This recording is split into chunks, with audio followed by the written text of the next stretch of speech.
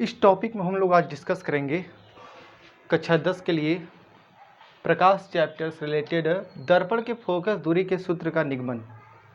वैसे तो ये सिलेबस में है नहीं, लेकिन बहुत सारे बच्चों का कहना था कि ये फार्मूला एक्चुअली कैसे आता है, जो फोकस दूरी का सूत्र होता है 1/f बराबर 1/v प्लस 1/u, ये कैसे आता है, ये प्रश्न था। तो ये कैसे होता है, इसका एक प्रूफ हम यहाँ पे कर रहे हैं। अवतल दर्पण का इस्तेमाल करके हम इस फार्मूले को प्रूव करेंगे। दर्पण के फोकस दूरी का सूत्र, इंग्लिश में इसको मिरर फार्मूला कहा जाता है। तो कैसे प्रूव करते हैं, उसके लिए हमने यहाँ पर एक रे डायग्राम, एक किरण आरेख बनाया है। तो एक अवतल दर्पण लिया जिसका ध्रुव P, focus F, centre of curvature यानी वक्रता त्रिज्या वक्रता केंद्र C, वस्तु OO डैश रखा गया है और इस वस्तु का प्रतिबिंब बनाया गया है। बनाने के लिए जो नियम थे उन्हीं नियम को फॉलो किया जो पहले पढ़ाया गया था। तो सबसे पहले एक समांतर किरण आपतित किया जो फोकस से पास हो गया, और दूसरा सेंटर से लेकर गया जो वापस रिटर्न हो गया। तो परावर्तित किरण एक ये है और दूसरा एक खुद है। दोनों किरणें जहाँ पर काटती हैं वहीं पर एक प्रतिबिंब बन गया, तो नीचे यानी उल्टा एक प्रतिबिंब प्राप्त हो गया है। तो हमें यहाँ पर जो फार्मूला प्रूफ करना है दर्पण के फोकस दूरी का सूत्र, उसको हम यहाँ पर चिन्ह परपाटी का इस्तेमाल करेंगे। चिन्ह परपाटी मतलब दर्पण की उधर वाली दूरी को धनात्मक मानना पड़ेगा, दर्पण की इधर वाली दूरी को ऋणात्मक। तो जो P से F की दूरी होगी, पोल से फोकस की दूरी, इसको कहते हैं फोकस दूरी, जिसको -F लिखना पड़ेगा क्योंकि लेफ्ट में है। पोल से वस्तु की दूरी यानी PO डैश, ये होगा -U से रिप्रेजेंट करेंगे। वस्तु की दूरी को U मानते हैं तो यहाँ पर -U है। और पोल से इमेज की दूरी, प्रतिबिंब की दूरी PI डैश, ये भी माना जाता है प्रतिबिंब की दूरी को, तो -V। ठीक है। साथ साथ पोल से सेंटर की दूरी, इसको लिखा जाएगा -R, वक्रता त्रिज्या। तो ये सभी दूरियां हैं जो माइनस में ही होने वाली हैं क्योंकि सभी चीजें इधर है। अब प्रूफ करने के लिए हम यहां पर एक लंबवत रेखा खींच दिए, डॉट लाइन से लंबवत रेखा खींचा गया है।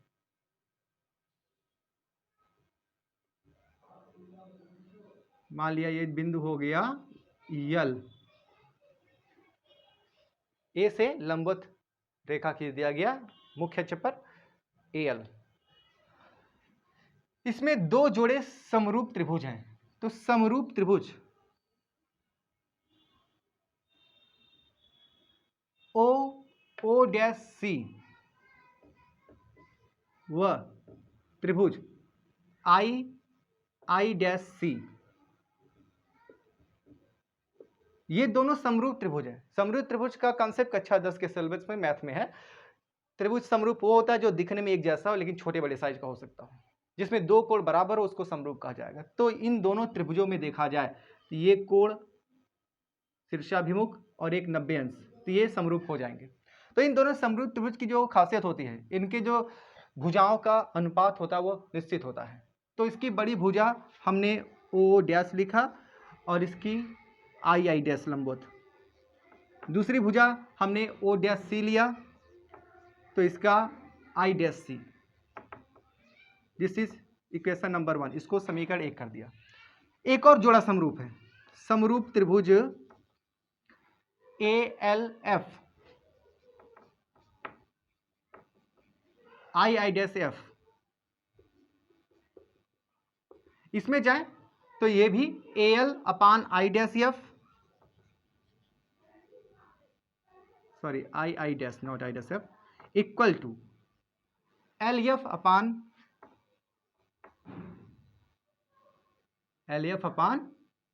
I dash F। ठीक है। सिंस चूंकि ये होता है, ये दोनों रेखाएं बराबर हैं, O डैश की लंबाई AL की लंबाई बराबर, क्योंकि समांतर रेखा है, तो O डैश AL बराबर है, AL और O डैश बराबर है, अतः AL का स्थान पे O डैश लिखा जा सकता है। समीकरण नंबर 2, समीकरण 1 व 2 से अब समीकरण 1 व 2 की तुलना कर देंगे, क्योंकि समीकरण 1 और 2 का जो लेफ्ट हैंड साइड है वो बराबर है, तो राइट हैंड साइड भी बराबर किया जा सकता है। तो हम इन दोनों को बराबर करते हैं, समीकरण 1 और 2 से दोनों के राइट हैंड साइड को इक्वल कर लेते हैं। तो O dash C upon I dash C is equal to the LF upon I dash F। चूंकि L व P बहुत ही निकट हैं, L और P बहुत ही निकट हैं, इसलिए L के स्थान पर P लिख दिया जाएगा। L और P बहुत बराबर दिखाई दे रहे हैं, तो L के स्थान पर सीधे P कर दें। अतः हमारे पास क्या प्राप्त होगा, O dash C upon I dash C is equal to the PF upon I dash F। तो ये लाइन अभी प्राप्त हुआ, तो ये एक महत्वपूर्ण लाइन प्राप्त हुआ है इतना करने के बाद। तो हमने यहाँ पे समीकरण 1 और 2 की तुलना करके एक लाइन प्राप्त कर लिया है। अब इस लाइन को फिर से सॉल्व करेंगे।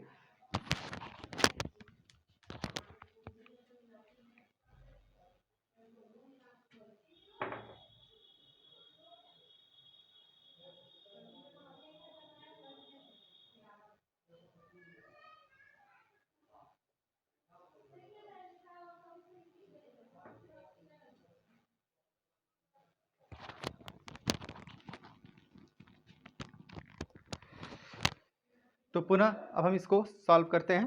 सॉल्व करने के लिए O dash C I dash C, चूँकि O डैश C का मान तो नहीं पता, हमें सभी दूरियां P से नापनी है, तो हम O डैश C को क्या लिख सकते हैं, ये दिस O डैश C को लिखा जाएगा PO dash minus PC। O dash C के स्थान पर लिखा जाएगा PO dash minus PC। O dash C मिल जाएगा, इसको लिखा गया इतना माइनस इतना। ऐसे ही I डैश C को लिखा जाएगा, I डैश C है तो PC minus PI dash equal to PF तो सही है, P से F की दूरी तो सही है, बिल्कुल P से सभी दूरी नापना है। I डैश F ये है तो PI डैश माइनस PF। अब ये सभी मान हमारे पास रख देंगे, सभी मानों को रखने पर ठीक है। PO dash is minus U, PC minus R, PC minus R, PI dash minus V equal to PF minus F, PI dash minus F, sorry PI dash है माइनस V और PF अगेन माइनस F। ये हो जाएगा minus U plus R minus R plus V minus F minus V plus F। R बराबर 2F रखने पर R के स्थान पे 2F लिखा जा सकता है, इसमें कोई दिक्कत नहीं, ठीक है।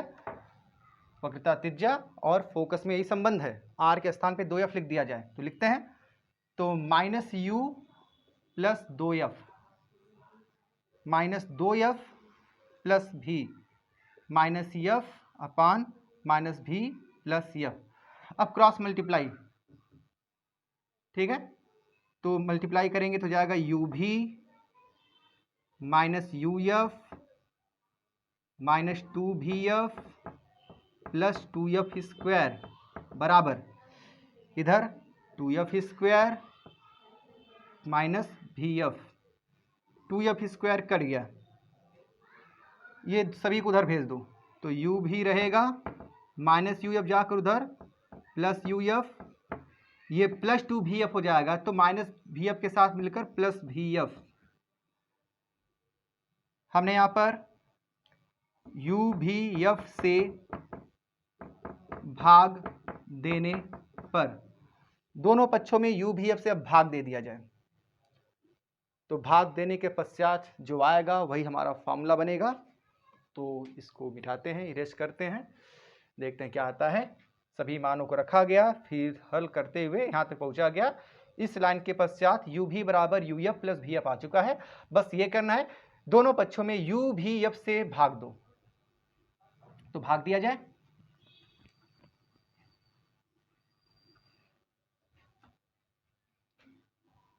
तो u भी अपॉन u भी f equal to u f upon u भी f plus v f upon u भी f। कर गया। इधर से u भी कैंसिल तो 1/f बचेगा। इधर से u और f कैंसिल तो 1/v बचेगा। इधर से v और f कैंसिल तो 1/u। तो यही है हमारे फोकस दूरी के सूत्र। तो दर्पण के लिए फोकस दूरी का यही सूत्र है।